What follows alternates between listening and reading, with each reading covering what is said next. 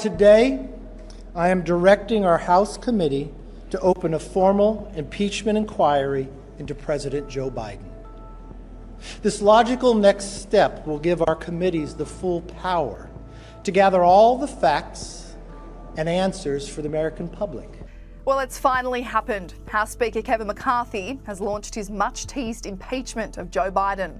House Republicans have been gearing up for this moment, as now that they control the House, they want answers from the Biden administration.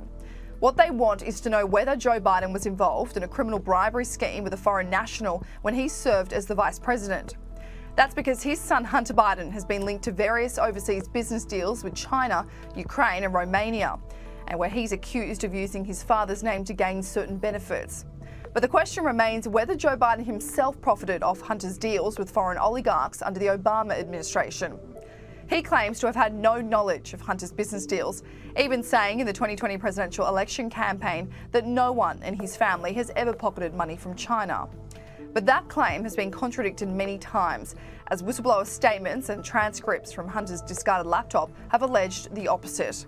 One piece of alleged evidence even came from an now public FBI FD 1023 form, where the Bureau's highly credible informant detailed that an executive from Burisma Holdings claims to have been coerced to pay the Bidens $5 million each to take care of certain things, including firing prosecutor Victor Shokin, who was investigating Burisma at the time.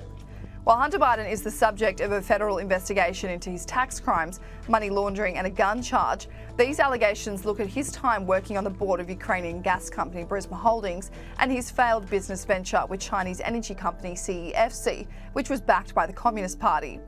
Speaker Kevin McCarthy says America needs answers to be able to determine whether or not the Biden family has been involved in criminal corruption. But Democrats don't agree and have responded to the news today. Majority Leader Chuck Schumer took a leaf out of the Republican script by calling the impeachment a witch hunt. I think the impeachment inquiry is absurd.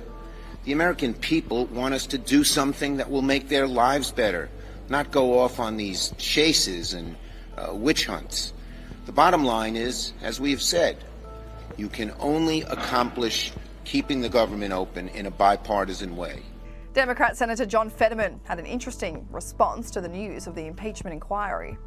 About this news that Speaker McCarthy has formally launched an impeachment or has said he's going to. Oh my God, really? Oh my gosh, it's devastating. Ooh, don't do it. Please don't do it. Oh no. Democratic Senator Dick Durbin switched the narrative back on the Trump administration. I know that he's not the first person to cash in on a connection to a powerful father, but doesn't that make you uncomfortable? Yes, it does. And it does for Jared Kushner to have done the same thing under President Trump. We've got to establish some standards for members of family.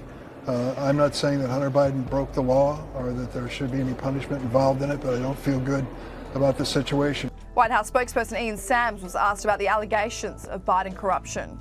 You appear on Fox News and other programs where they seem to think there might be something there. Maybe. We'll see. I mean, they've been part of the problem. They've been pushing things that are untrue and false. And so we always want to take this message where people need to hear it. We obviously take our message there at the appropriate times when people need to hear it, because I think the American people, they're smarter than this. They can see the truth and they just need to hear the truth. But Republican Congresswoman Marjorie Taylor Greene says her party will uncover every single person involved in these allegations against the First Family. We need to spend as long as it takes to investigate Joe Biden's crimes, but we also need to uncover every single person that covered him up. And I think that's equally as important in investigating Joe Biden. Any unelected bureaucrat that receives a taxpayer-funded paycheck should never cover up a politician's crimes, and the American people deserve to know their names.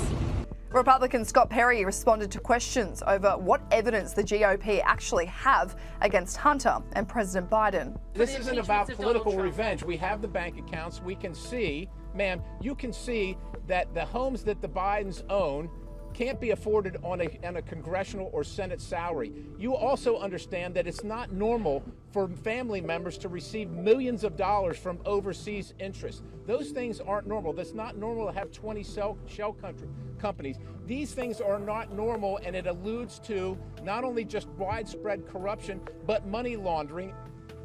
Other Republicans tweeted their support of Kevin McCarthy's decision to launch the impeachment.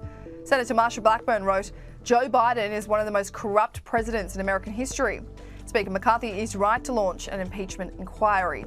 Ronnie Jackson tweeted before the final decision was made with, "No president in American history has committed more crimes than Joe Biden.